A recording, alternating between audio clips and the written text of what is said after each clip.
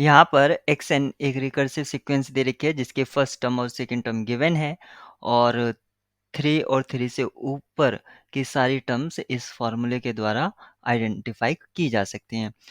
यहाँ पर ऑप्शंस में पूछा गया है कि xn एक मोनोटोन सीक्वेंस है या लिमिट ऑफ xn हाफ है। xn is a Cauchy sequence है या जो सीक्वेंस की लिमिट है वो 2/3 है। तो ऑप्शन बी और डी की तरफ अगर आप फोकस करें तो सीक्वेंस की जो लिमिट होती है वो यूनिक होती है, तो इसमें से कोई एक ही ऑप्शन ट्रू होगा। और अगर सीक्वेंस की लिमिट एग्जिस्ट करती है यानी कि इसका मतलब है सीक्वेंस कन्वर्जेंट है और every convergent sequence is Cauchy sequence. उस हिसाब से यहाँ पर दो ऑप्शन एटलीस्ट ट्रू होंगे अगर कन्वर्जेंट सीक्वेंस है तो सबसे पहले हम की पॉइंट्स रिकॉल कर लेते हैं कि आखिर इस प्रॉब्लम को सॉल्व करने के लिए वो पॉइंट्स क्या हैं जिनकी हमें ज़रूरत पड़ेगी। तो सबसे पहला पॉइंट है मोनोटोन सीक्वेंस के लिए, monotone sequence means either increasing और डिक्रीजिंग। सेकंड पॉइंट होगा every convergent sequence is bounded. Third point every bounded and monotone sequence is convergent. Every convergent sequence is Cauchy, ये ऑप्शन सी के लिए होगा। Limit of the sequence is unique, जो option B और D के लिए होगा। Limit of the subsequences of the convergent sequence is same as the limit of the sequence. और सेवेंथ पॉइंट होगा subsequence of bounded sequence is bounded. तो यहाँ पर ये कुछ की पॉइंट्स थे जो इस प्रॉब्लम को सॉल्व करने के लिए ज़रूरी हैं। तो सबसे पहले हम यहाँ पर ये देख लेते हैं कि आखिर ऑप्शन ए ट्रू है या फॉल्स है, और यहाँ पर पता करना है कि मोनोटोन सीक्वेंस है या नहीं है। इसके लिए हम इसकी टर्म्स निकाल लेते हैं और टर्म्स निकाल के हम इसको चेक कर लेते हैं। तो सबसे पहले क्योंकि हमें x1 पता है वो आपका 0 है, x2 पता है वो आपका 1 है, तो यहाँ पर आप देख सकते हैं यहाँ पर तो एक तरह से इंक्रीमेंट दिख रहा है, लेकिन x3 हमें बता देगा कि ये आखिर क्या है। तो x3 हम निकालते हैं जो कि होगा x2 plus x1 divided by 2, और इसके हेल्प से हम लिखेंगे 1 प्लस 0 डिवाइडेड बाय 2 यानी कि हाफ। तो यहाँ पर आप देख सकते हैं जो x3 है वो आपका हाफ आ गया है, यानी कि यहाँ से डिक्रीमेंट हो गया है। तो यहाँ से ऑप्शन ए यहीं से आप डिस्कार्ड कर सकते हैं कि ये मोनोटोन सीक्वेंस नहीं है। मोनोटोन सीक्वेंस का मतलब है क्या तो वो इंक्रीज करेगी या डिक्रीज करेगी। यहाँ पर पहले इंक्रीज करा फिर ये डिक्रीज कर गया, तो मोनोटोन सीक्वेंस तो है नहीं। इसकी कुछ और टर्म्स भी आप यहाँ पर फाइंड आउट कर सकते हैं, तो ताकि आपको एक क्लियर विजुअल मिले। यहाँ पर आप x4 फाइंड आउट कीजिए, तो x4 क्या होगा x3 plus x2 divided by 2, जो कि आपको मिलेगा हाफ प्लस 1 डिवाइडेड बाय 2 यानी कि 3/4। ऐसे ही आप x5 निकाल सकते हैं, x5 होगा आपका x4 plus x3 divided by 2 यानी कि 3/4 प्लस हाफ डिवाइडेड बाय 2, जो कि आपको मिलता है 5/8। और ऐसे ही आप x6 भी निकाल सकते हैं। x6 आपको क्या मिलेगा x5 plus x4 divided by 2 equals to 5/8 plus 3/4 divided by 2, और ये आपको मिलेगा 11/16। इस तरह से आप इसके कुछ और टर्म्स भी निकाल सकते हैं और देख सकते हैं। तो यहाँ पर जैसे ही आपने टर्म्स निकाली तो आपको यहाँ पर ये पता चल गया है कि आखिर इसके फ्यू टर्म्स क्या हैं। तो जो कुछ टर्म्स हैं वो मैं यहाँ पर लिखने की कोशिश करता हूँ।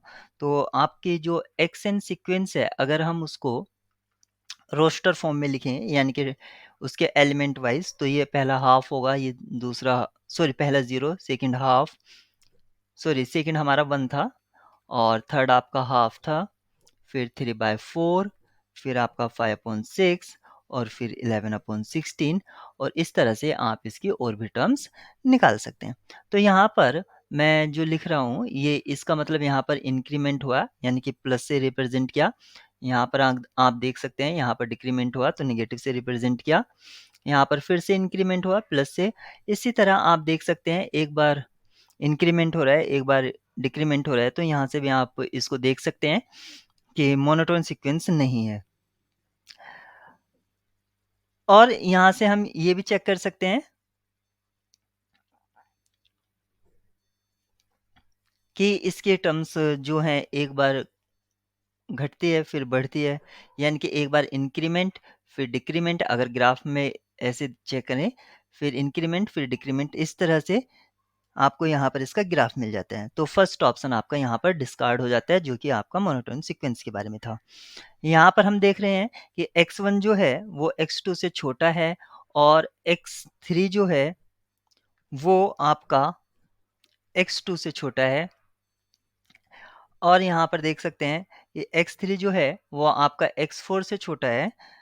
तो इस तरह से हम यहाँ पर एक छोटा एक बड़ा इस तरह से मिल रहा है, तो हम यहाँ पर दो सब सीक्वेंस या इसके कॉम्प्लीमेंट्री सब सीक्वेंस बना सकते हैं। तो पहला मैं बना लेता हूँ, जो कि इंक्रीजिंग सब सीक्वेंस होगा, और दूसरा जो होगा वो आपका डिक्रीजिंग सब सीक्वेंस होगा। तो पहला हम यहाँ पर देख सकते हैं x1 is less than x3। यहाँ पर आप जो एलिमेंट्स लिखे हैं मैंने सेट में, वो आप देख सकते हैं, less than x5 less than, और इस तरह से हम इसकी ये एक सबसीक्वेंस हो गई। और अगर इसके एलिमेंट्स की बात करें तो वो क्या क्या होंगे, 0 होगा, हाफ होगा, 5/8 होगा, और इस तरह से आप देख सकते हैं। तो ये हमारी एक इंक्रीजिंग सबसीक्वेंस है। और दूसरी जो हम सबसीक्वेंस बनाने जा रहे हैं वो आपकी डिक्रीजिंग सबसीक्वेंस होगी, जो कि आपकी x2, x4, x6 और इस तरह से ये चलेगी। अगर एलिमेंट्स की बात करें, अगर एलिमेंट्स के टर्म में, तो ये 1, फिर 3/4, और फिर 11/16, और ऐसे ही आपका चलता रहेगा। तो ये आपकी एक डिक्रीजिंग सीक्वेंस है। तो यहाँ पर दो सीक्वे एक सीक्वेंस की दो कॉम्प्लीमेंट्री सब सीक्वेंस हैं, एक इंक्रीजिंग है, एक डिक्रीजिंग है। और यहाँ पर देख सकते हैं कि दोनों ही जो कॉम्प्लीमेंट्री सीक्वेंस हैं वो जो हैं बाउंडेड भी हैं, बाउंडेड एंड मोनोटोन। यानी कि क्या, तो मोनोटोन का मीनिंग हुआ आइदर इंक्रीजिंग और डिक्रीजिंग, दोनों ही सीक्वेंस। तो यहाँ पर बाउंडेड और मोनोटोन अगर सीक्वेंस होती है तो वो कन्वर्जेंट होती है। और अगर सीक्वेंस कन्वर्जेंट है तो यहाँ से पता चल गया कि हमें वो जो सीक्वेंस है वो कौची सीक्वेंस है, जैसे कि मैंने की पॉइंट्स में रिकॉल करा दिया था।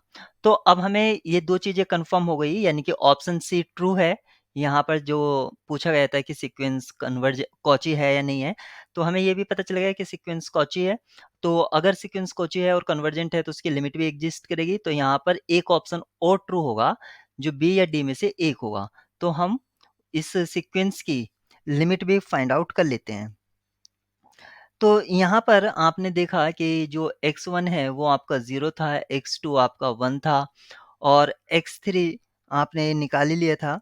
और x3 को हम ऐसे भी लिख सकते थे, जो कि हमारा था x1 plus x2 divided by 2। इसको हम लिख सकते हैं half of x1 plus half of x2। ऐसे ही हम लिख सकते हैं x4 को लिख सकते हैं half of x2 plus half of x3। ऐसे हम x5 को लिख सकते हैं half of x3 plus half of x4। और इसी तरह हम इसको कर सकते हैं। अब क्योंकि हमें सीक्वेंस की लिमिट चाहिए तो हम इसकी लेफ्ट हैंड साइड और राइट हैंड साइड को ऐड कर देते हैं। तो लेफ्ट हैंड साइड जो हमें मिलेगी वो हमें क्या मिलेगी, x3 plus x4 plus and so on up to xn हम लिख सकते हैं यहाँ पर। और यहाँ पर आप देखेंगे तो क्या मिलेगा, half of x1, first term ऐसे ही मिली, यहाँ पर हाफ ऑफ x2, और यहाँ पर ये रहा हाफ ऑफ x2, जो आप मेरा यहाँ पर कर्व में देख सकते हैं, जिसको मैं रेड से मार्क किया। तो ये हाफ ऑफ x1 हो गया, और यहाँ पर हाफ x2 और हाफ x2 आपका मिल जाएगा x2। आप यहाँ पर देख सकते हैं रेड पार्ट में कि ऐसे ही आपको x3 भी मिलेगा, और आपको इसी तरह मिलता जाएगा। जो हमारी लास्ट टर्म आएगी वो xn वो इस तरह से होगी, half of xn minus 1 plus half of xn minus 2। तो ये जो हमारी लास्ट टर्म है, यहाँ पर आपको x माइनस 1 तक सब मिल जाएगा, सबका कंप्लीट मिलेंगी x n माइनस 1। लेकिन जो ये वाली टर्म है हाफ ऑफ,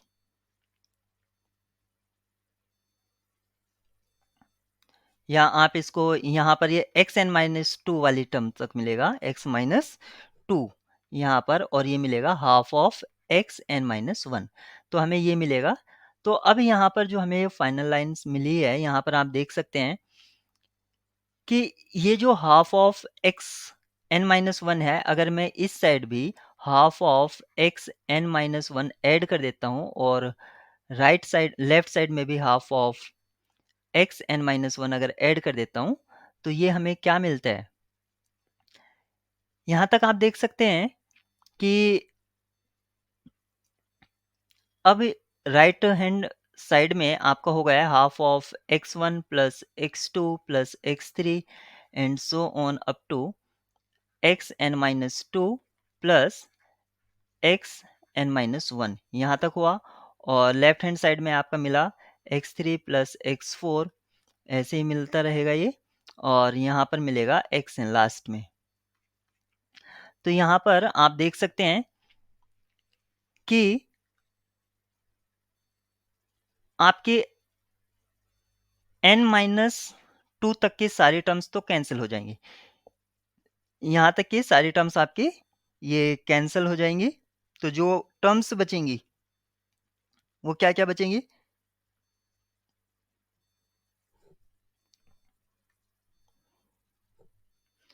ये x माइनस टू है, तो यहाँ पर बचेगा हाफ ऑफ x,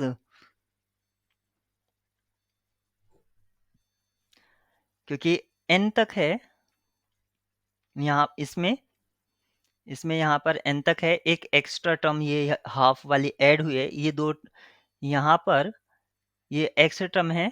तो यानी कि x3 से लेकर एक्स एन माइनस वन, इतनी टर्म्स तो आपकी कैंसिल हो जाएंगी। यहाँ पर आप देख सकते हैं एक्स थ्री एक्स फोर और यहाँ पर भी एक्स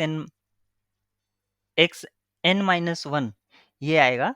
तो यहाँ तक ये पूरी कैंसिल आउट हो जाएंगी। तो जो आपका बचेगा वो यहाँ पर क्या बचेगा? राइट हैंड साइड में बचेगा half of x one plus x two, और लेफ्ट हैंड साइड में आपका बचेगा x n plus half of x n minus one. यहाँ पर आपको ये मिलेगा। अब हम इसको बस सिंप्लीफाई करना है हमें। तो x1 जो है वो 0 है, तो ये 0 हो जाएगी, और x2 आपकी 1 है, यहाँ पर आपको मिला। अगर हम ये मान लें कि लिमिट ऑफ दिस सीक्वेंस यानी कि लिमिट ऑफ xn वो अगर l है, तो यहाँ पर लिमिट क्या होगी? Limit of xn is l plus half, और limit of xn minus one is also half. तो यहाँ पर हमको मिलता है 3/2 l, और यहाँ पर मिला 1। तो L जो आ गई है हमारी 2/3।